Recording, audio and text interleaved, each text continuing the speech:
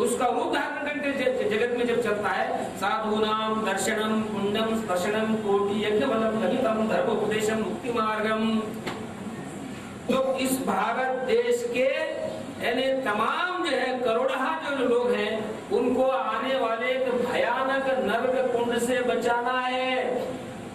हमको आशा है कि हमारे महाराज प्रधानमंत्री तक ये दावत पहुंचा देंगे, क्योंकि आप साधु हैं, आप ज्ञानी हैं, आप मानवता का अंतःकरण आपके हृदय के अंदर है, भारत माता की जो है प्रीति उनके अंदर है और मानव की भी जो प्रीति उनके अंदर है।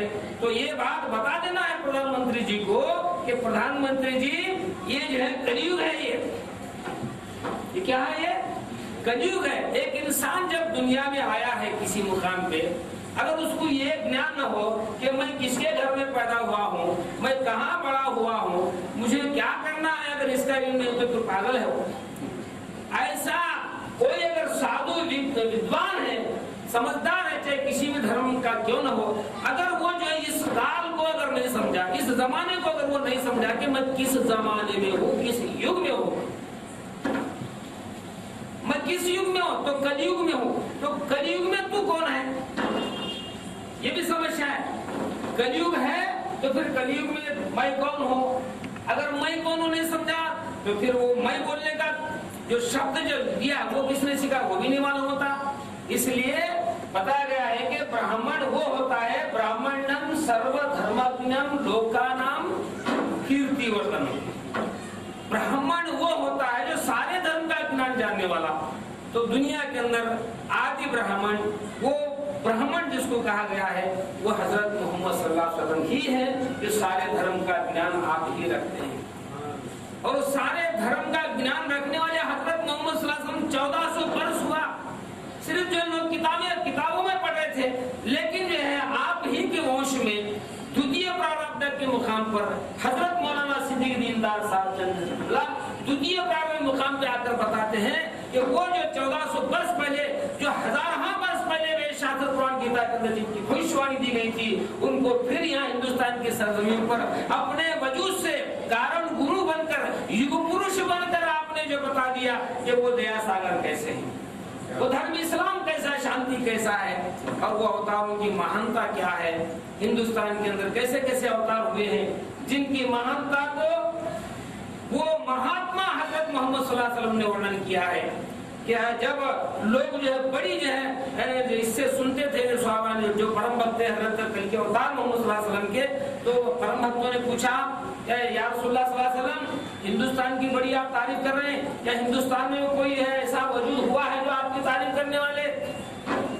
खुली हदीस है, हिंदुस्तान में भी हजरत मोहम्मद सल्लल्लाहु अलैहि वसल्लम की तारीफ करने वाले काना फिल हिंद नबी नसूल, ऐसे सारे अवतारों ने आपकी चर्चा की है, वर्णन किए हैं, भविष्यवाणी किए हैं। और हमको आशा है कि ऐसे और भी साधु संत यहाँ आएंगे और हिंदुस्तान को स्वर्ग समान बनाएंगे। इसमें जरूरत इस बात की है कि जो राजकारण के जो लोग प्रवक्ता हैं, जो राजकारण के जो लोग हैं, जो जिम्मेदार हैं, उनका भी काम होता है। अगर तुम अपने मुंह से भारत माता कहते हैं, भारत देश को बचाने की फिक्र अगर तुम्हारे अंदर है, तो तुम फिर जो है राजकारण में रह के देश को नहीं बचा सकते। राजकारण में रह के देश को नहीं बचा सकते। देश को बचाने के वास्ते धार्मिक लोगों की आवश्यकता है, धर्म की आवश्यकता है, साधु संतों की आवश्यकता है। जब तक साधु संत धर्म के काम को लेकर नहीं उठेंगे, भारत देश के अंदर शांति का होना असाध्य है, हो ही नहीं सकता, क्योंकि ये धार्मिक देश है। इसलिए यदा यदा ये धर्मस्य ग्लानिर्भवति वार्ता, आज तक रिकॉर्डिंग में बज रहे, खाली रिकॉर्डिंग में बज रही। तो किशन जी का जो है आत्मा लेके ठहरने वाला कोई होना नहीं होना, किशन जी की आत्मा को लेके ठहरने वाले होना नहीं होना। तो ये वो जगत गुरु आश्रम है जहाँ पे कई राम और कई किशन की आत्माओं को लेकर खड़े होकर बोल रहे हैं, भारत के वासियों आओ, तुम्हारी जो है नजात के वास्ते, तुम्हारे मुक्ति के वास्ते हम यहाँ आए। बस ये पैगाम हमारे बैठे हैं वो ले जाकर पहुंचा देंगे। और बहुत जल्द से जल्द हमारा हिंदुस्तान क्या होगा, हिंदू मुसलमान एक होंगे तो परमेश्वर एक कैसा जब समझ में आए, जब शांति होगी तो इस्लाम कैसा समझ में आए। वाखिर दावाना अल्हम्दुलिल्लाहि रब्बिल आलमीन, अस्सलाम वालेकुम। ये बहुत ही खुशी और मसरत की बात है कि हम याद को मना रहे हैं और तस्वीर किए कि आने वाली नस्ल को उनकी कुर्बानियों से वाकिफ करवाना, उनके विसार और उनकी तफ़ावुल और उनकी जो है हज़रतुल्लाह से वाबस्तगी, इस चीज़ को अगर हम दोहराते हैं और उस चीज़ जज्बे को अपने दिलों में उजागर करते हैं तो बहुत बड़ी कामयाबी है। आगे जो है इस तरह इसी जज्बे को लेकर आगे बढ़ने के लिए ऐसे वजूदों को दुनिया तारीख में याद करती रहेगी, लेकिन इनके औसाफ को अपने अंदर जम करना और उनके किरदार को अपने अपनाना, ये हमारे लिए बहुत बड़ा उनके लिए फ़र्ज़ अक़ीदत है और बहुत बड़ा फ़र्ज़ तहसीन है।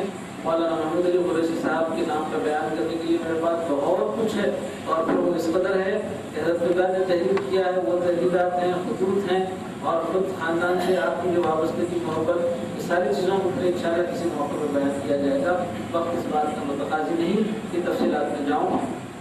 आप तमाम की शिरकत का शुक्रिया अदा करते हुए जलसे की बर्खास्तगी का ऐलान करता हूँ। वाखिर दावाना अल्हम्दुलिल्लाहि रब्बिल आलमीन। सुब्हानकल्लाहु लना व लकुम कुरानिल हकीम व नफ़अना बिमा आयातिhi व ज़िक्रिल हकीम व इन्नहु तआला जव्वादुन करीमुन मलिकुन लहू व रहीम बिरहमतिका या अरहमर राहिमीन। ख़ास तौर से हमारे इलाहाबाद से जो पंडित जी यहाँ पर तशरीफ़ लाए हैं उनका फिर एक मरतबा जो है शुक्रिया अदा किया जाता है और मुस्तक़बिल में भी आपकी जो है इस तरह हमारे साथ में इश्तराक व ताउन जारी रहेगा, ऐसे हम आशा करते हैं। बहुत बहुत धन्यवाद।